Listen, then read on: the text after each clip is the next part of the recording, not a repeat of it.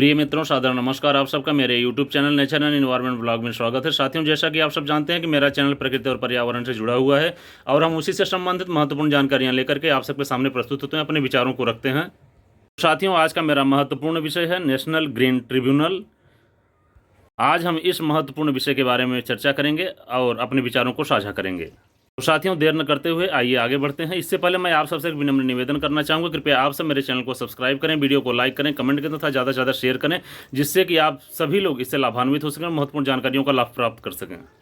तो मित्रों, देर न करते हुए हम वीडियो की तरफ आगे बढ़ते हैं। तो आइए जानते हैं। आज का विषय है राष्ट्रीय हरित अधिकरण। तो आइए इसके बारे में जानते हैं। तो साथियों, मैं आप सबको अपने विचार साझा करना चाहता हूं कि दिनांक 18/10/2010 को, जैसा कि आप सब जानते हैं, राष्ट्रीय हरित अधिकरण की स्थापना राष्ट्रीय हरित अधिकरण अधिनियम 2010 के तहत पर्यावरण बचाओ और वन संरक्षण और अन्य प्राकृतिक संसाधन सहित पर्यावरण से संबंधित किसी भी कानूनी अधिकार के प्रवर्तन और क्षतिग्रस्त व्यक्ति अथवा संपत्ति के लिए अनुतोष और क्षतिपूर्ण प्रदान करना है। इसमें जुड़े हुए मामलों का प्रभावशाली और तीव्र गति से निपटारा करने के लिए किया गया है। यह एक विशिष्ट निकाय है जो कि पर्यावरण विवादों, बहुअनुशासनिक मामलों सहित सुविज्ञता से संचालित करने के लिए सभी आवश्यक तंत्रों से सुसज्जित है।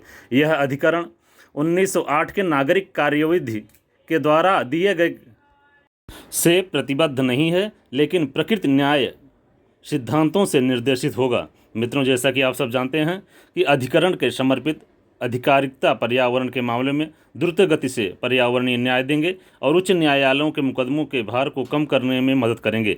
मित्रों, अधिकरण आवेदनों और याचिकाओं को उसके मिसलबंदी से 6 माह के अंदर उसके निपटारा हेतु प्रयत्न के लिए आदेशाधीन है। प्रारंभ में NGT 5 स्थानों पर स्थापित करने के लिए प्रस्तावित है और अपने आप को अधिक सुगम बनाने हेतु सर्किट कार्यविधि का अनुकरण करेंगे। मित्रों, अधिकरण की प्रावधान बैठक नई दिल्ली और भोपाल, पुणे, कोलकाता और चेन्नई अधिकरण के अन्य 4 बैठक होंगे।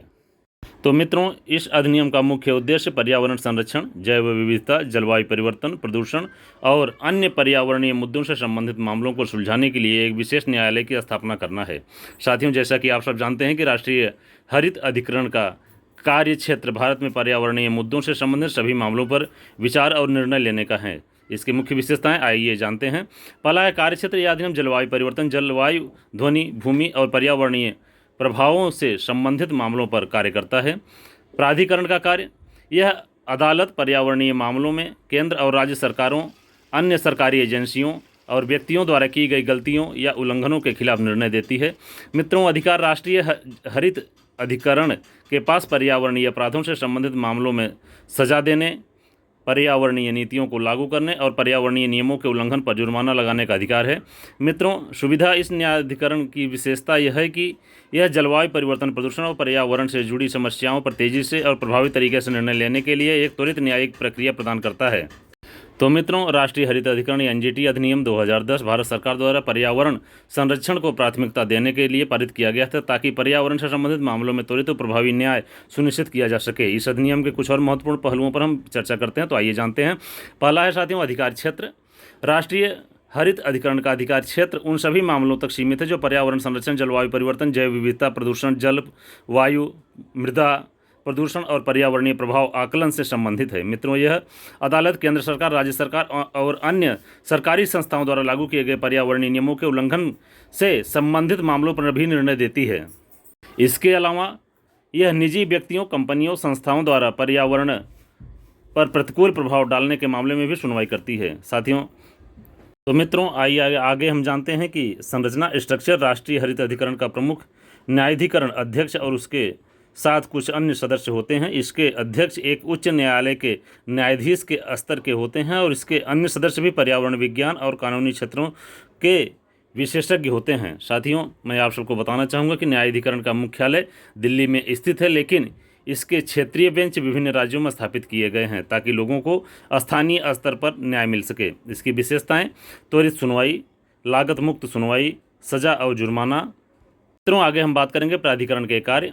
विवादों का समाधान, स्वतंत्र जांच, जुर्माना और राहत, मामलों की सुनवाई, तो मित्रों, एनजीटी में मुकदमे आमतौर पर सरकारी एजेंसियों, संस्थाओं और आम नागरिकों द्वारा दायर किए जाते हैं।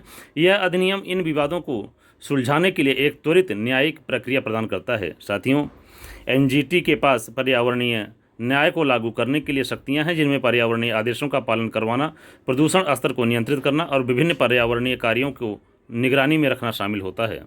साथियों, इसमें एनजीटी के आदेशों का पालन करना, एनजीटी और पर्यावरणीय जागरूकता, संवैधानिक वैधता।